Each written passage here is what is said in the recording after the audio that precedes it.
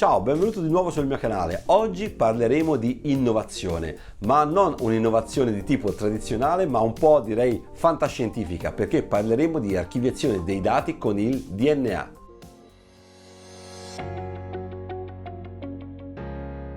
Ciao, mi chiamo Giacomo Melani e mi occupo di strategia, innovazione e digital. Se sei interessato a questi temi, allora sei sul canale giusto.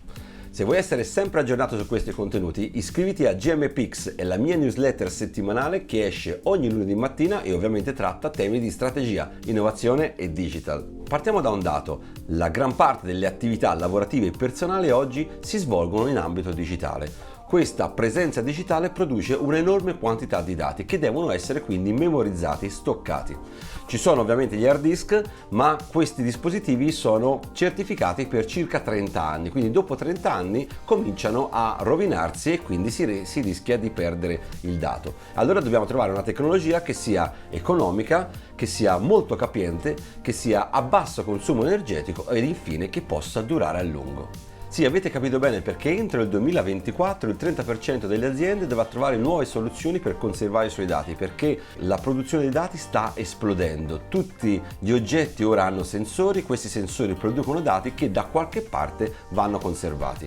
E come si fanno a conservare soprattutto a lungo termine e con bassa richiesta di energia?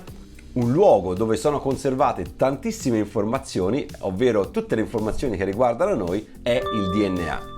Sai cos'è il DNA? Facciamo un breve recap. Il DNA, altrimenti noto come acido desossiribonucleico, è un acido nucleico che contiene tutte le informazioni utili alla biosintesi dell'RNA e delle proteine, ovvero è un acido che contiene tutte le istruzioni per costruire gli esseri viventi.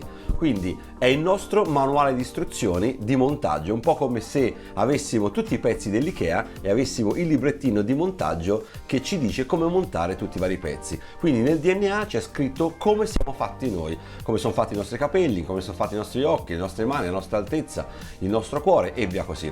È un deposito di informazioni che vengono lette e vengono quindi sfruttate per produrre le cellule necessarie poi alla costruzione dell'essere umano. In poche parole, come ben sapete, tutte le informazioni sono codificate attraverso 4 basi che si combinano e che danno quindi origine a tutte le informazioni necessarie. Queste 4 basi sono la adenina, la guanina, la citosina e la timina.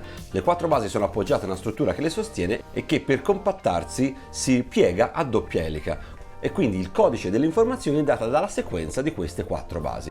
Questa struttura è assolutamente similare a un codice binario, quindi sapete bene che nell'informatica si usa il codice binario, quindi 010101. Le sequenze di questi numeri danno origine quindi a tutte le informazioni che noi abbiamo. Qualsiasi cosa che noi memorizziamo all'interno dei nostri hard disk, che sia un video, che sia un'immagine, che sia un file di testo, viene codificata in codice binario, quindi un'alternanza di 0 e di 1.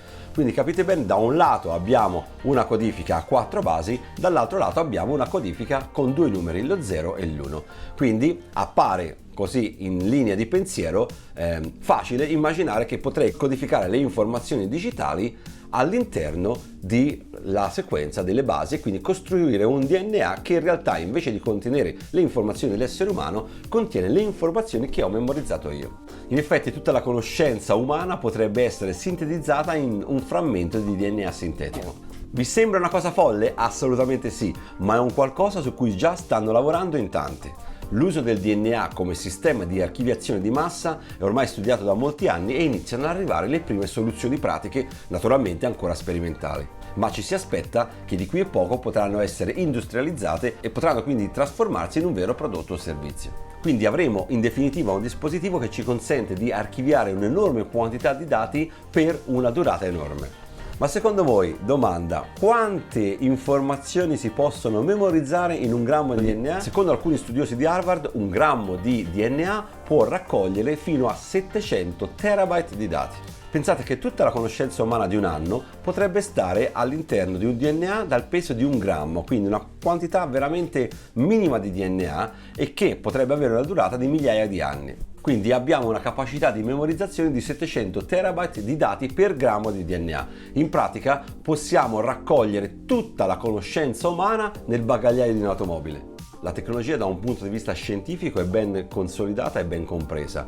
Ovviamente gli scienziati e le aziende, Microsoft in particolare ci sta lavorando molto, stanno cercando di capire come industrializzare questo processo. Ovviamente questo tipo di archiviazione non lo possiamo fare in casa, ma dobbiamo pensare a questo tipo di archiviazione come un sistema in cloud. Voi inviate i vostri dati in rete, quindi in cloud, c'è un laboratorio che si occupa di tradurre i vostri dati digitali in dati utili a essere sintetizzati in un filamento di DNA. A quel punto poi il DNA viene memorizzato e stoccato e quindi conservato per usi futuri, come ad esempio quando io voglio rileggere di nuovo i dati che ho conservato, e quindi in che caso il laboratorio rileggerà il DNA, il filamento di DNA, e lo tradurrà di nuovo in bit, quindi in codice binario, e quindi genererà di nuovo il file originale che avevamo creato.